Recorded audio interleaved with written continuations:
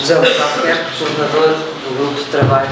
Não, do Grupo de Trabalho. Do Grupo de Trabalho, e não farei jus às várias opiniões que existem no seio do Grupo de Trabalho e a toda a análise que temos feito, porque nos temos debruçado sobre todas as matérias da segurança social, mas a seu tempo isso acontecerá. No seio do grupo o debate também é plural, como aqui.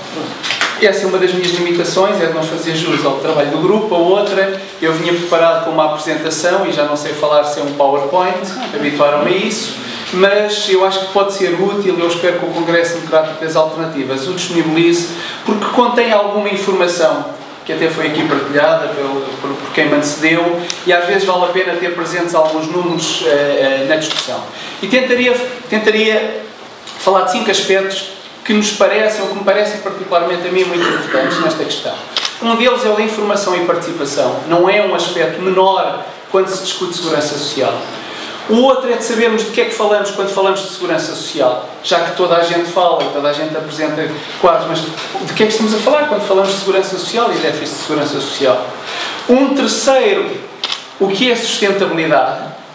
São contas atuariais ou é mais do que isso? É a coesão social também? As tensões que existem e que se perspectivam para o futuro. E um quinto ponto sobre, e acho que será o que interessará mais à Assembleia para um debate, sobre as propostas que têm sido implementadas e que estão a ser equacionadas.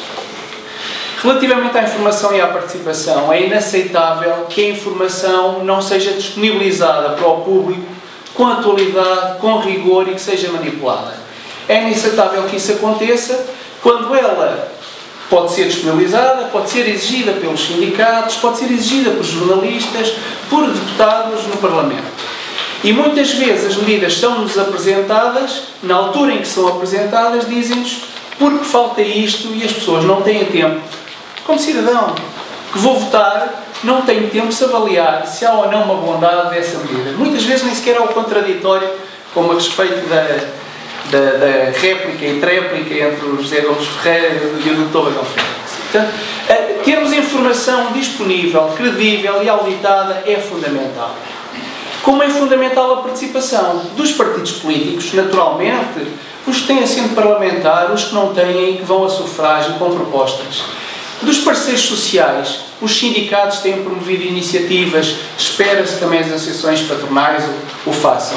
Da academia, e há imensos textos académicos divergentes, bem fundamentados, de peritos. Um artigo de opinião muito recente, o professor Bruno da Costa, não precisou de nenhum número, nem nenhum gráfico, é aquilo que eu gosto de fazer, para explicar o que era a sustentabilidade da segurança social. Isso saiu há semana e meia no Público. Movimentos como o CDA, como os precários inflexíveis, associações de reformados, toda esta diversidade na sociedade portuguesa é fundamental. Conhecer bem, conhecer com rigor, participar na discussão, tomar decisão fundamentada e, na medida do possível, que seja gradual e que não mine a confiança no sistema. Porque pior do que estar-se a minar a confiança no sistema é tentar também uma dicotomia entre aqueles que são hoje reformados e aqueles que nunca terão uma reforma. E isso é o pior que pode acontecer na nossa sociedade, não é sequer só ao sistema de pensões. Ora, o que é a segurança social? Ou quando falam de déficit de segurança social, estão a falar de quê? Do sistema não contributivo, da Caixa Geral de Aposentações, que é um sistema fechado, que tem compromissos, que tem responsabilidades, que não tem trabalhadores no ativo a descontar para esse sistema, omitindo-se muitas vezes que a Lei de 2014 penaliza os atuais, novos, reformados da Caixa Geral de Aposentações com carreiras semelhantes e salários semelhantes aos trabalhadores do setor privado. Que mais de 80% dos atuais trabalhadores da função pública que descontam para a Caixa Geral de Aposentações vão ter a sua reforma calculada já com as regras que existem para a Segurança Social. Todos os que entraram depois de 93 na função pública, como é o meu caso, descontam para a CGA, mas a sua pensão é com base nas regras do regime geral da Segurança Social. Portanto, mesmo em torno desta opacidade da CGA e deste déficit da CGA, há muitos mitos que têm sido criados para facilmente dividir também os reformados da função pública dos outros. E falamos, quando falamos de sustentabilidade, o discurso da sustentabilidade em Pola 3.600.000 pensionistas, quando não serão 3 milhões de pensionistas. Há 3.600.000 pensões. Há quem tenha pensões de sobrevivência e pensões de velhice. Há quem tenha 2 pensões de direito próprio, ou por orfandade, ou por viuvez. Há quem tenha pensões que são as pensões sociais e que são financiadas por impostos. Mesmo a comparação de ativos empregados com pensionistas é muito redutora, porque há pensionistas que são financiados por todos os impostos e não apenas pelos impostos dos trabalhadores. E essa informação, se o sistema não a publica hoje, ele já a publicou no passado e pode fazê-lo. Há técnicos bons no sistema de segurança social que podem disponibilizar essa informação. Há bons sindicalistas que podem exigir, há bons movimentos na sociedade que podem exigir isso para além dos partidos políticos. Portanto, quando se fala que o Orçamento de Estado já está a pagar 50% das pensões, é óbvio, paga as pensões da Caixa Geral de Aposentações, paga as pensões não contributivas. Portanto, há algumas dessas falácias que eu espero que com maior informação e mais detalhe de informação possam dar confiança às pessoas no futuro do sistema, apesar das suas tensões, como é óbvio. E não esquecer que a Segurança Social, como disse a Maria do Carmo, retira da pobreza em Portugal 3 milhões de pessoas. São as prestações sociais, os subsídios de desemprego. Uns pouco, o rendimento social de inserção não retira ninguém da pobreza, atenua as formas de pobreza, mas as prestações sociais retiram 3 milhões de pessoas da pobreza. Continuamos com uma taxa elevada, mas de qualquer forma é atenuada pelas transferências sociais. Não gastando nós, em Portugal, daquilo que é a nossa riqueza, daquilo que é o nosso PIB, mais do que a média dos 15 países da União Europeia com quem começámos a nossa caminhada há 30 anos. Começámos, éramos 12, mas logo a seguir chegámos a 15. Nós gastamos menos 3 a 4 pontos percentuais do PIB em proteção social do que gasta a média desses 15 países, contribuindo Portugal para a média. Isto é qualquer coisa como se gastássemos em Portugal o mesmo que a média destes 15 países, gastaríamos mais de 6 mil milhões de euros em proteção social. Portanto, eles estão a ser gastos noutras coisas. Portanto, não é, mesmo com as dificuldades que nós temos, há uma reafetação da nossa riqueza, não necessariamente à proteção social. E os constrangimentos que temos tido, estas tensões demográficas, do mercado de trabalho, mesmo do sistema de segurança social, da imigração permanente, vale a pena olhar para alguns gráficos que foram hoje publicados pelo INE na divulgação das estatísticas demográficas de 2014. Aquilo que aconteceu nos últimos 4 anos de aumento significativo da imigração permanente, para além dos 130 mil que vão imigrando, mais de 40% destes imigrantes é uma imigração permanente. Aquilo que aconteceu de diminuição abrupta dos imigrantes permanentes que regressaram aos seus países. Portugal deixou de os atrair. Do impacto que isso tem tido em termos do número de nascimentos, que hoje é de pouco mais de 80 mil crianças por ano, e há meia dúzia de anos andava entre os 100 e os 120 mil, causa constrangimentos significativos demográficos no futuro, mas também causa, nas projeções demográficas que são feitas, e as últimas que atemorizam bastante gente, são reflexo disso mesmo. Nunca houve, nestes 15 anos, projeções demográficas que admitissem uma perda da população superior a 22% daquilo que temos hoje em 40, 50 anos. E isso é impacto destes movimentos demográficos de curto prazo, de menor imigração, de maior imigração, de população a idade mais jovem e que mais poderia contribuir para a natalidade. Nós não temos só um problema de envelhecimento, do ponto de vista das contas de quem acha que se pode ajustar e poupar com o envelhecimento, nós temos um problema muito mais grave do ponto de vista da natalidade. Fruto também daquilo que tem acontecido no mercado de trabalho. Empregos precários, desvalorização salarial. De facto, houve uma baixa dos salários para muitas pessoas, portanto o seu salário, mesmo em termos nominais, diminuiu. A contratação coletiva desapareceu. Em 2008 abrangeu quase 2 milhões de trabalhadores, o ano passado 250 mil. As portarias de extensão reduziram-se significativamente.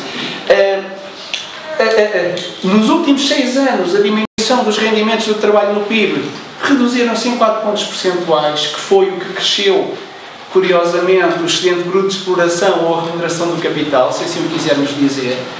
E o sistema previdencial, de facto, nos últimos anos, desde 2007, seria sempre superavitário, Nem era se tivéssemos mais pessoas a trabalhar. Bastaria termos a taxa de desemprego de 2007-2008. Portanto, se tivéssemos mais pessoas a trabalhar, os tais que ficaram desempregados, se não têm imigrado, ele seria amplamente superavitário. Esses dados estarão disponíveis para poderem ser fundamentados e utilizados. Mas o sistema de segurança social também cometeu alguns pecados. Deixou de proteger pessoas, não só com o PEC e com a lei da condição de recursos. Eu uso muito este termo, porque a segurança, esta prestação, porque a segurança social protege-nos ainda antes de nascermos. Eu tive um filho que beneficiou do subsídio por gravidez de risco, beneficiou a mãe.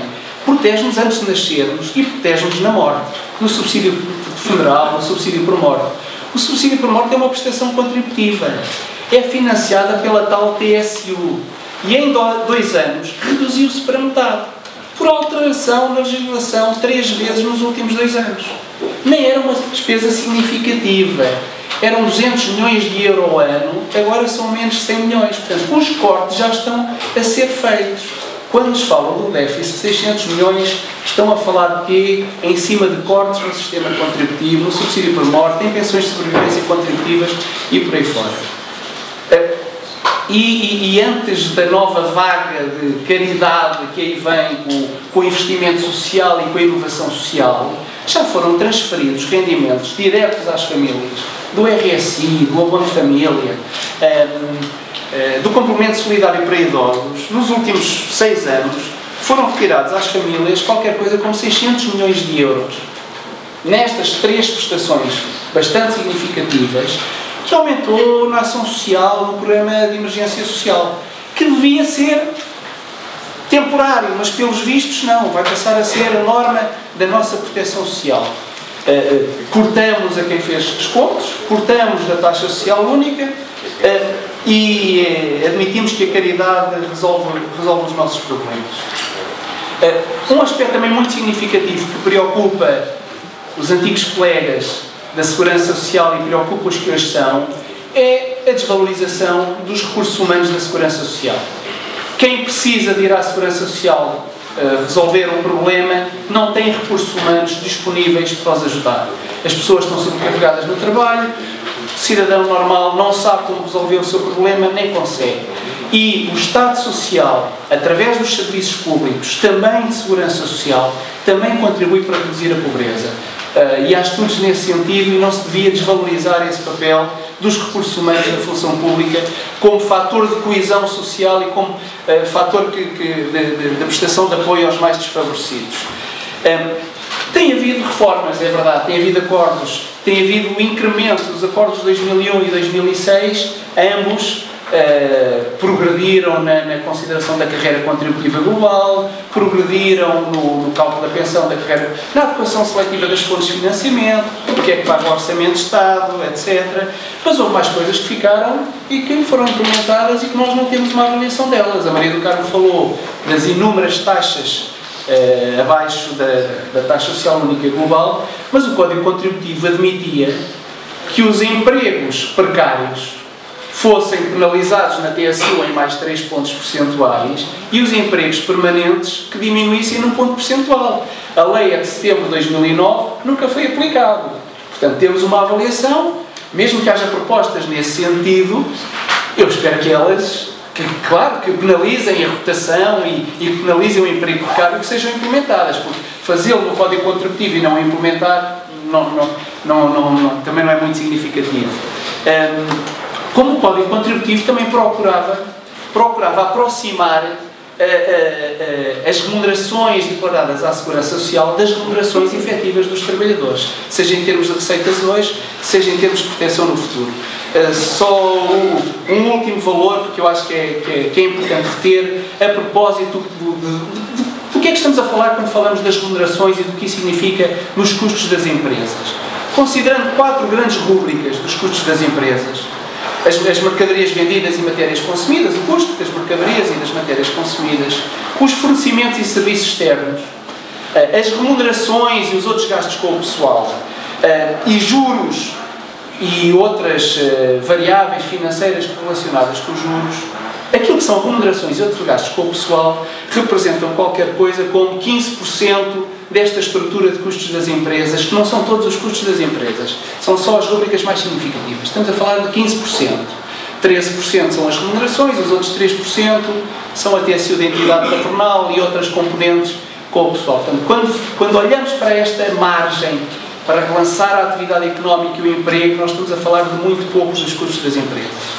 E uma última, quando nos dizem que há um modelo que precisa de ser reformado, que nós não temos futuro, que isto não é sustentável, e nos apresentam uma coisa que às vezes chamam de plafonamento, outras vezes capitalização, outras capitalização virtual, mesmo o modelo sueco, que é o chavão que tem sido, que embeleza estas várias propostas de um novo sistema e de uma reforma sistémica, mesmo este modelo tem na sua gênese, na forma como paga pensões, cortes das prestações. No último ano cortaram as pensões dos suecos em quase 3%. Portanto, não há nenhum modelo, aquele que nós temos ou outro, que progressivamente, junto aos funcionários públicos, aos do setor privado, que seja garantido em termos de pensões no futuro, se não for criada riqueza.